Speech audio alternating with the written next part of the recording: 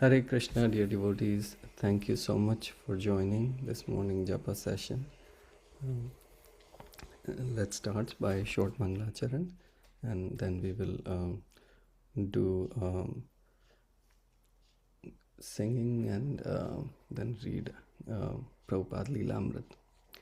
Namam Vishnupadaya Krishna Prishtaya Bhutale Srimate Bhaktivedanta Swami Iti Namine Namaste Saraswati Deve Gauravani Pracharine Nirvishesha Shunyavadi Paschatya Deshtarine Jai Shri Krishna Chaitanya Prabhu Nityananda Shri Advaita Gadadhar Srivasadi Gaur Bhaktavinda Hare Krishna Krishna Krishna Hare Hare Hare Ram Ram Ram Hare Hare.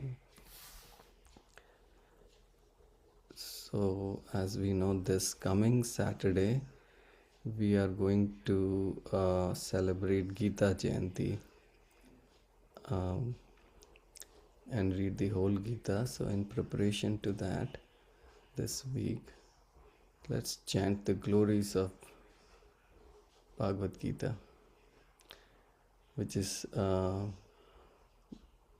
Gita Mahatmya, which was written by Adi Shankaracharya from what I read at some places, but here it says it is written by Vyasadeva. So maybe we'll need to get more clarity on that, or Vishwanath Prabhu or Madan Adbhut Prabhu can comment on that. I thought I saw it was written by Adi Shankaracharya. It's called Desire Tree. In the remarks, it does say Prabhu from Lord Shiva. Yes, this is actually Lord Shiva's prayers originally. Oh, okay. Wonderful. Thank you, Prabhu. Would anybody like to recite?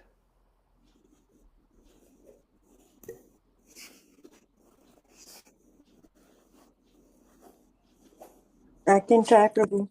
Hare Krishna. Hare Krishna. Please go ahead, Anandini. Gita Shastramidam Punyam Ya Padhet Prayata Puman Vishnu Padam Avapnoti Bhaya Shokadi Varjita Gita Dhyana Shilasya Pranayama Parasya Cha Naiva Shanti Papani Purvajanma Kritani मालिने मोचनं पुंसां जलस्नानं दीने दीने साकृत् गीताम्बसि स्नानं संसारमालनाशनम् गीता सुगीता कर्तव्या किम् अन्ये शास्त्रविस्तरी यः स्वयं पद्मनाभस्य मुखपद्माद्विनिश्रिता भारतामृतं सर्वस्वं विष्णोर्वक्त्राद्विनिश्रितं गीता गङ्गोदकं पीत्वा पुनर्जन्म न विद्यते सर्वोपनिषदो गावो दोग्धा गोपालनन्दना पार्थो वत्स सुधीर्भोक्ता दुग्धं गीतामृतं महत् एकं शास्त्रं देवकी पुत्रम् एको देवो देवकी एकं शास्त्रं देवकी पुत्र गीतम् एको देवो देवकी पुत्र एव एको मन्त्रस्तस्य नामानि यानि कर्मापि एकं तस्य देवस्य सेवा गीता महात्म्य की जय हरे Krishna Hare Krishna. Thank you so much. Would anybody like to recite the translation? I can read. Please go ahead, Shriya Madhu. If one properly follows the instruction of Bhagavad Gita, one can freed from all miseries and one will be freed from all fears in this life, and one's next life will be spiritual. If one reads Bhagavad Gita very sincerely and with all seriousness, then by the grace of the Lord, the past deeds will not act upon him. One may cleanse himself daily by taking a bath in water, but if one takes a bath even once in the Bro, can you shift it to the right, I think. Okay, yeah. Thank you. One may cleanse himself daily by taking a bath in the water, but if one takes a bath even once in the sacred Ganges water of Bhagavad Gita, for him the dot of material life is altogether vanquished. Because Bhagavad Gita is spoken by the Supreme Personality of Godhead, one need not read any other Vedic literature. One need only attentively and regularly hear and read Bhagavad Gita. In the present age, people are so absorbed in mundane activities that it is not possible for them to read all the Vedic literatures. But this is not necessary. This one book, Bhagavad Gita, will suffice because it is the essence of all Vedic literatures and especially because it is spoken by the Supreme Personality of Godhead. One who drinks the water of the Ganges attains salvation. So, what to speak of one who drinks the nectar of Bhagavad Gita? Bhagavad Gita is the essential nectar of the Mahabharata and it is spoken by Lord Krishna himself, the original Vishnu. This Gita-Upanishad, Bhagavad Gita, the essence of all Upanishads, is just like a cow. And Lord Krishna, who is famous as a cowherd boy, is milking this cow. Arjuna is just like a calf, and learned scholars and pure devotees are to drink the nectarian milk of Bhagavad Gita. Let there be one scripture only, one common scripture for the whole world, Bhagavad Gita. Let there be one God for the whole world, Sri Krishna. Let there be only one hymn, one mantra, one prayer, the chanting of his name. Hare Krishna, Krishna Krishna, Hare Hare, Hare Rama, Rama Rama, Hare Hare. Let there be one work only, the service of the Supreme Personality of Godhead. Hare Krishna. Hare Krishna. Thank you, Shri Mataji, for reading this. Would you like to share any reflections from the reading of any of the verses that stood out for you or any message? Yeah, so just, I think every verse is so powerful and clear. Like, it just tells you the essence of life that nothing is needed, just chanting and reading the Bhagavad Gita. That's all. And Lord Shiva himself says this, so who is the Param Vaishnava. So, yeah, I think in no other scripture, no other literatures are needed while people are reading all the scriptures and chanting all kind of mantras, and it just tells you that all that is not needed. Only Bhagavad Gita, which is the purest form of the literature, which is spoken by the God himself. So what can be more important than that? So yeah. Yeah, it's so wonderful how Srila Prabhupada has given us the essence of all Vedic literature in a language that we can understand so easily, and how to give the importance of Bhagavad Gita. He took references from other literatures like Srimad Bhagavatam and Chaitanya Charitamrita. But in turn, when he writes commentary on Srimad Bhagavatam, he again gives references of Gita only. So it's amazing how Gita is the essence of even what is there in Srimad Bhagavatam. So yeah, thank you so much for this wonderful reading. Hopefully we can distribute a lot of Bhagavad Gitas this month, and increase the pleasure of Srila Prabhupada. So I think Saturday we were here, but Madan Advait Prabhu, you can correct me. We read yesterday. I was not there yesterday. Yesterday, I think it was very less, Prabhu, just 5 minutes we read. So we can continue from here. It will be good revision. Yeah. Yeah. Would anybody like to read today?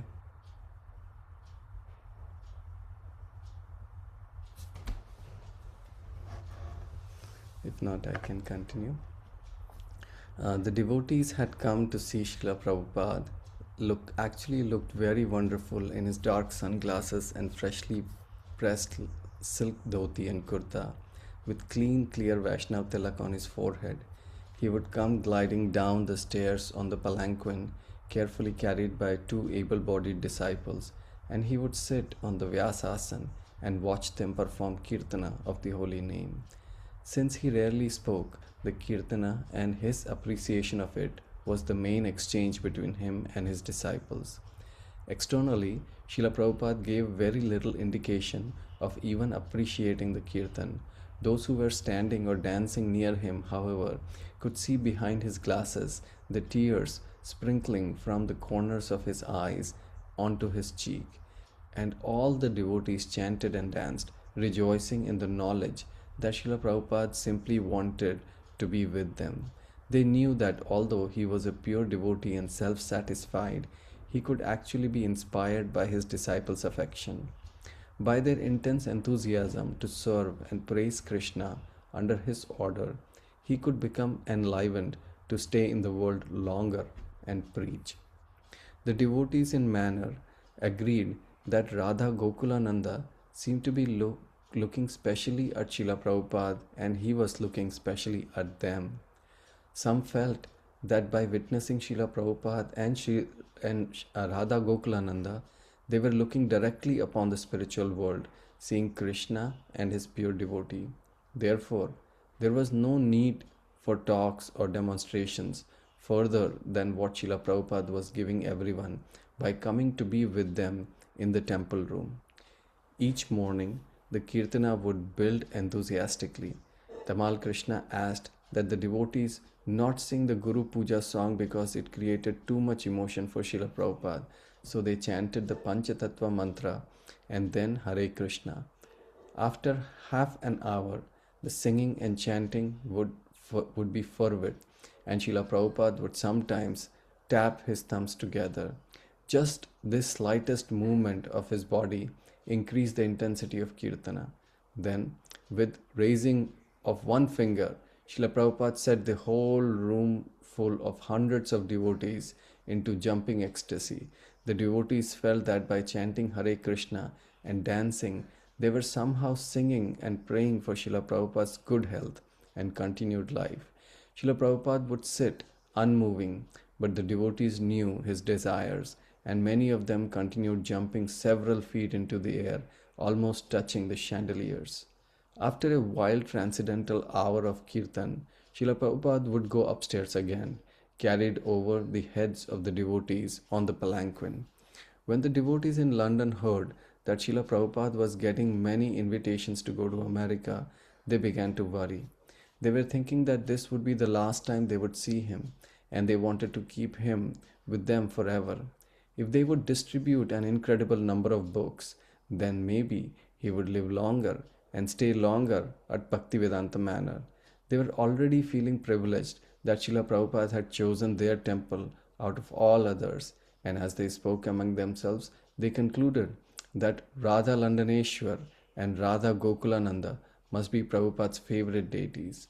They realized that aside from chanting and serving, there was nothing they could do to help Srila Prabhupada and keep him with them, and this inability made them helpless. Despite their efforts, everything was up to Krishna. Srila Prabhupada confided to his secretary that he was disturbed by the thoughts of India and that he had no wish to go back. In India, he said, whatever project I made, the government was simply giving me obstacles. I had to tax my brain so much. India, he said, had lost its culture. Now they think everyone is God. They do not understand bhakti, the teachings of Bhagavad Gita. From the members of parliament to the members of street, everywhere there is suspicion that I have brought the CIA. Such a mistake they have made. Since Srila Prabhupada had come to London, his emotions were much more noticeable than before. Where he would have checked his emotions before, he now did not or could not. He frequently cried in ecstasy because he was saturated with love for Krishna, and at any moment his tears might come while hearing a kirtan, seeing the deities, hearing of a devotee's service. The tears would pour down his cheeks, making his visage more beautiful. At other times, he would utter a long, deep not out of physical pain, since he said he was quite all right, but out of his Krishna conscious emotions, the ecstasy of his love of God. After a few days, Srila Prabhupada got a good report on the progress of his US residency. Balavanta had gone to Washington DC and now phoned to say Srila Prabhupada would have no difficulty in getting his expired residency renewed. All the officials Balavanta had contacted were friendly and invited Srila Prabhupada to return. Tamal Krishna conveyed this while Srila Prabhupada sat on a mat, his frail body being massaged by Upendra. Instantly, tears welled up in Srila Prabhupada's eyes, and with choked voice he said, America has been so good to me, to give me money, men, everything. I have no designation that this is my country, but because they have given me so much facility, I cannot forget my obligation to them. I want to make them happy, and through them, the whole world. Srila Prabhupada looked forward to traveling to America shortly after Janmashtami, which would fall on September 6, 2 weeks from the date of his arrival in England. I want to live a little longer, he said, to make everything more perfect. Will you do this by enthusing the devotees by staying with them? Asked Tamal Krishna. Or is there a specific program? A specific program? Said Srila Prabhupada. I want to introduce Varnashrama. At our Pennsylvania farm, the biggest problem of life is solved: food. Letters from Ghanshyama in Eastern Europe had brought Srila Prabhupada repeated pleasure. When Ghanshyama came to England, therefore, Tamal Krishna brought him before Srila Prabhupada. Calling him near, Prabhupada stroked his head.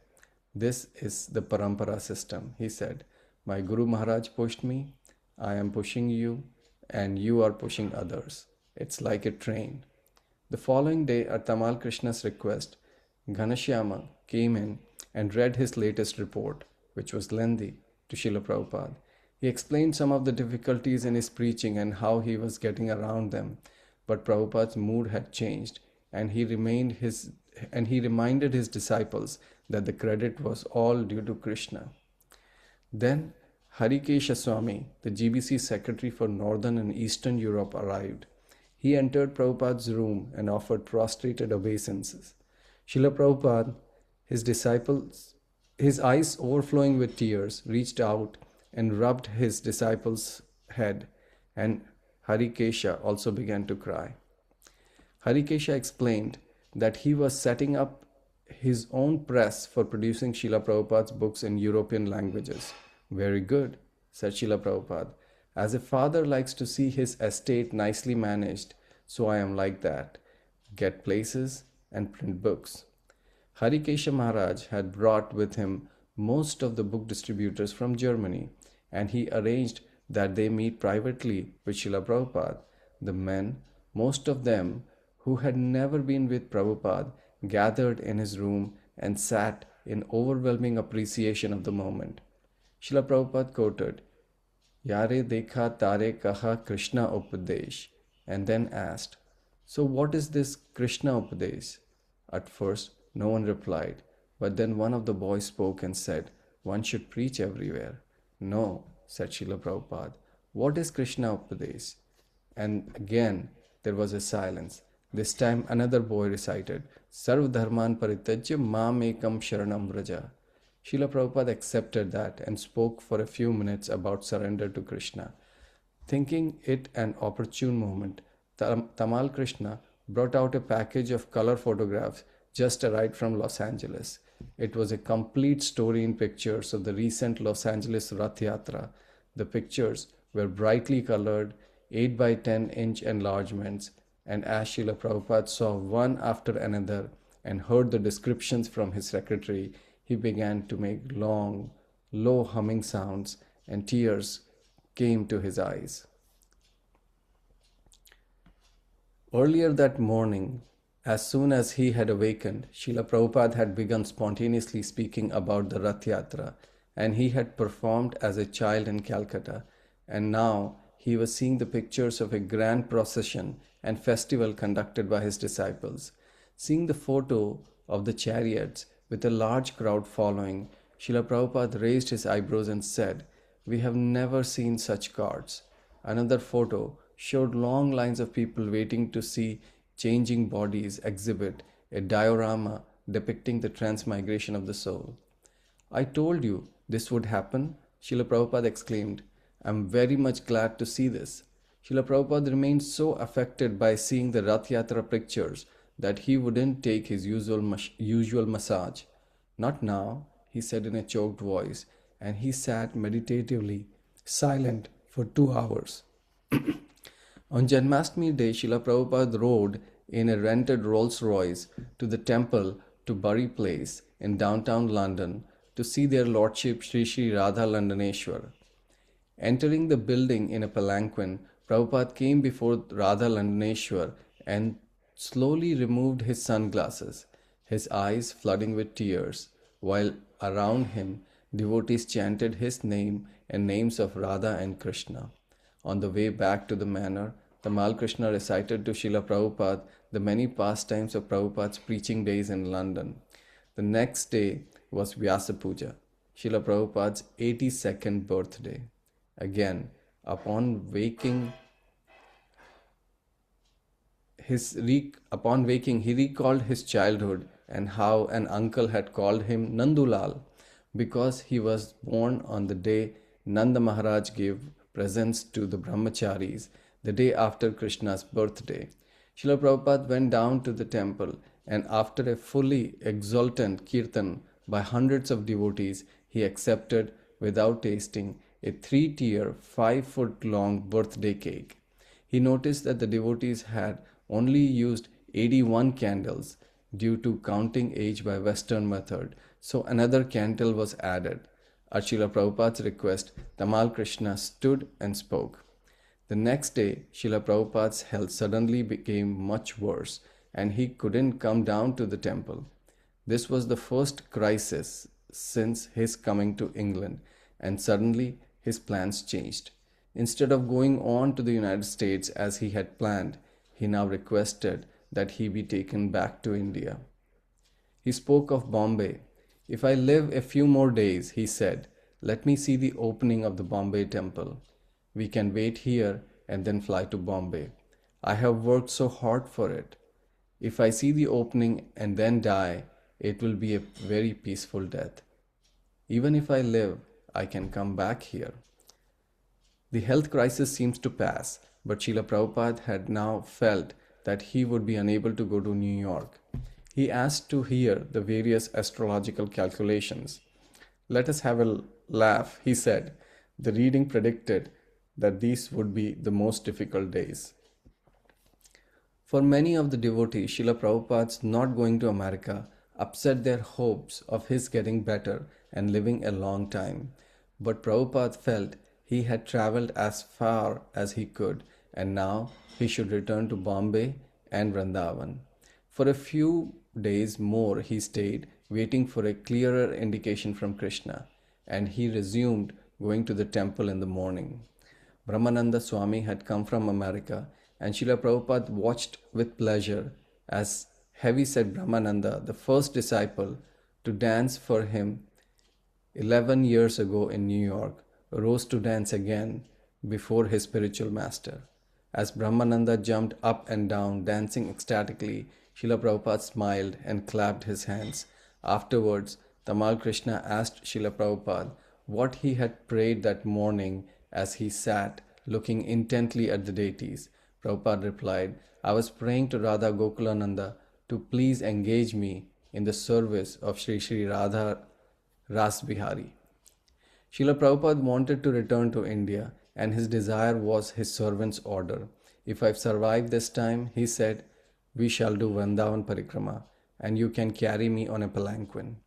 At the airport, there were delays. During the wait, Tamal Krishna put earphones on Srila Prabhupada so he could listen to a tape-recorded kirtana. Prabhupada slowly rocked his head, listening, until finally he was allowed to board the aircraft, riding in a wheelchair.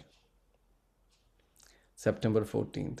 With no disruptive incidents, Srila Prabhupada arrived with his party in Bombay, where he was promptly escorted from the plane into a waiting car and driven to Hare Krishna land in Juhu. This time the elevator worked, and Srila Prabhupada reached his quarters on the 5th floor and went at once to bed. He called for Giriraj, who came and sat on the floor beside the bed. Prabhupada told him how in Vrindavan, Mr. Somaya, a very important man of Bombay, known to both of them, had come to see him in bed and had started to cry out of sympathy. Prabhupada then told Giriraja of his pleasant stay in London, specially mentioning the kirtanas, which he said were wonderful. When Giriraj asked if the chiseling and hammering and the other noises of the temple construction in Bombay were going to disturb him, he replied that it was like music. He then lay back and rested. When Prabhupada awoke the end of the day, Tamal Krishna asked him if the noises were bothering him. "These sounds do not disturb me at all," he replied, "because I am thinking that the work is being completed, and you can note the distinction. Now in London, I was feeling restless, but here, not. It is because I like Bombay. Of all the cities in India, I like it the most." Srila Prabhupada wanted to get reports from some of his sannyasi disciples in Bombay. He heard good news from Gargamuni Swami of his parties selling complete sets of Srimad Bhagavatam and Chaitanya Charitamrita and also other books to libraries and universities throughout India.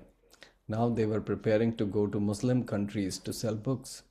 "Whoever preaches in Muslim countries," said Srila Prabhupada, "I take the dust of his feet on my head."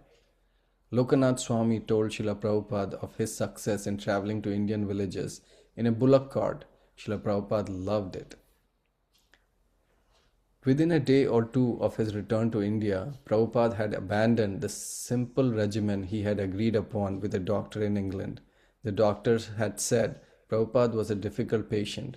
Tamal Krishna mentioned that when he had told the doctor that Srila Prabhupada was trying to cooperate, the doctor had said Srila Prabhupada's only compromise was to wait until Friday instead of Thursday before traveling. Srila Prabhupada gave a little laugh and said, "And then I went even earlier, Tuesday, super compromise. I would understand when he wanted blood that he would begin his allopathic treatment." For weeks, Srila Prabhupada had been taking a commercially prepared food supplement, Complan, but now he refused it. "What is the use of artificial food," he said, "when there is natural? You Westerners like the taste of canned, frozen, preserved, rotten food.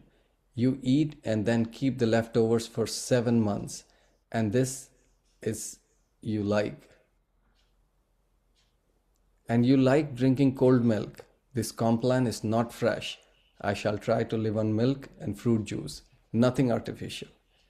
Srila Prabhupada's plan was to stay in Bombay and wait for the grand opening of the temple, now scheduled for Rama Vijayadashmi in 5 weeks, but he didn't expect to get much stronger. Although he had spoken in favor of fresh food, he was actually taking nothing more than a little fruit juice and a little moong jal, water in which moong beans have been soaked. It's 6:28. Maybe we can stop here. Is that okay, Prabhu? Haribol, yes, Prabhu. Very nice. What emotional time, Prabhu. We can see how weak Srila Prabhupada was, but in spite of that, how much pleasure he took in seeing his disciples dance. This is a very, very emotional part of the reading. I would like others to share their reflections if they have.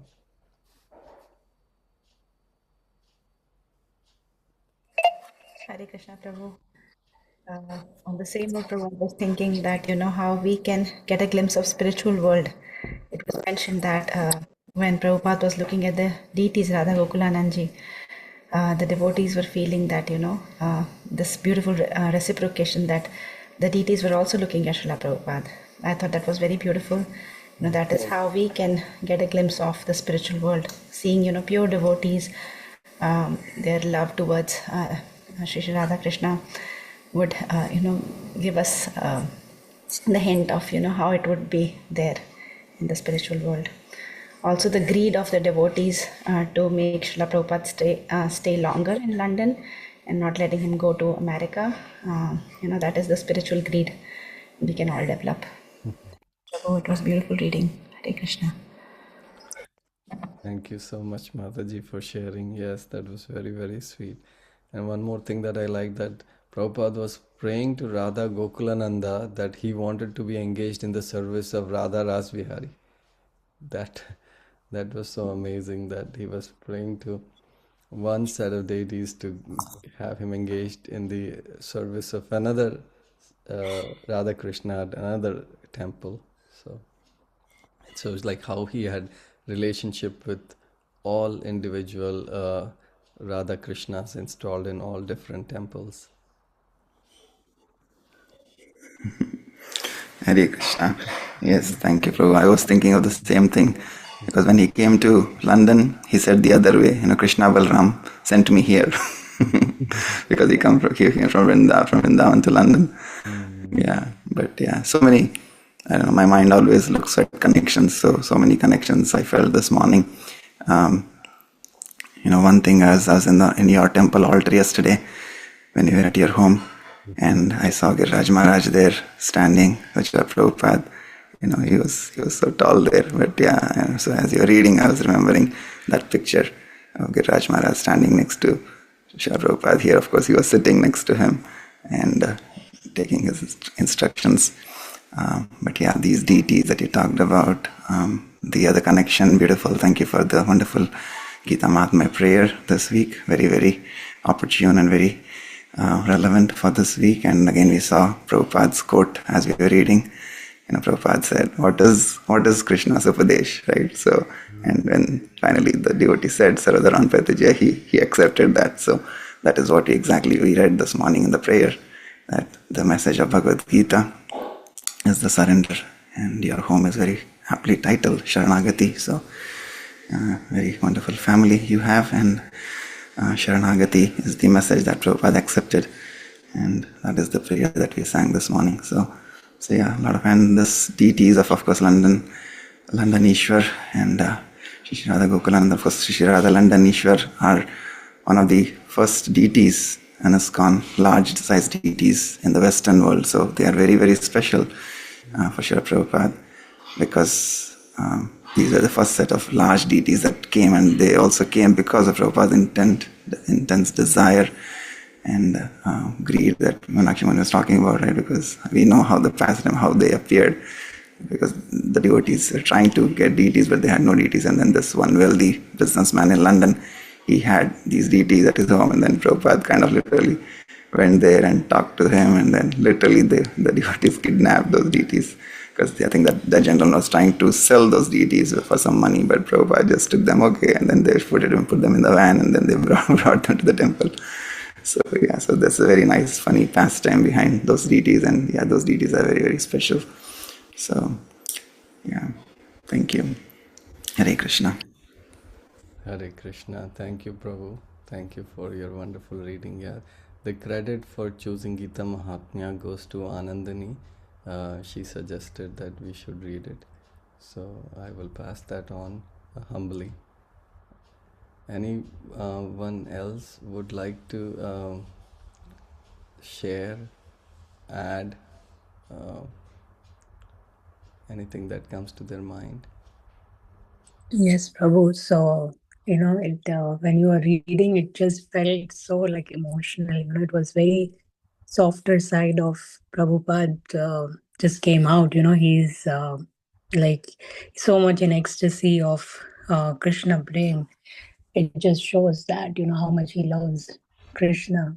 And especially, what thing touched my heart was like when he puts his hand on his disciple. I don't remember the name, but he said it's just like, how a son is taking care of the father's estate, so it really touched my heart. Like just tells that the real relationship is between a spiritual master or a disciple or any devotees, in general. Like whenever I meet the devotees, I just feel that, this is what the real relationships are, and when you meet other people, it just tells, the heart just tells you that this is all temporary, fake, all that. But when you meet the devotees, you actually feel that, and you can be what you are. That's what I have felt. Whenever I meet devotees like you all and any other devotees, I just feel that I'm my real self. That's what I feel. So yeah, thank you for your reading. Hare Krishna. Hare Krishna. Such wonderful, deep realizations and reflections. Thank you, Shreya Mataji. Anyone else?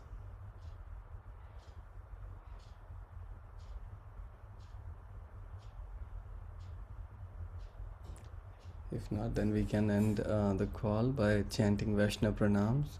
Vancha kalpatarubhyascha kripa sindhubhya patitanam pavanebhyo Vaishnavebhyo namo namaha. Anantakoti Vaishnav Vrinda ki jai. Hey. Hare Thank Krishna. you, everyone. Hare Krishna. Krishna. Hare Krishna. Hare Hare Krishna. Krishna. Thank Hare you. Krishna. Thank you so much, Prabhupada.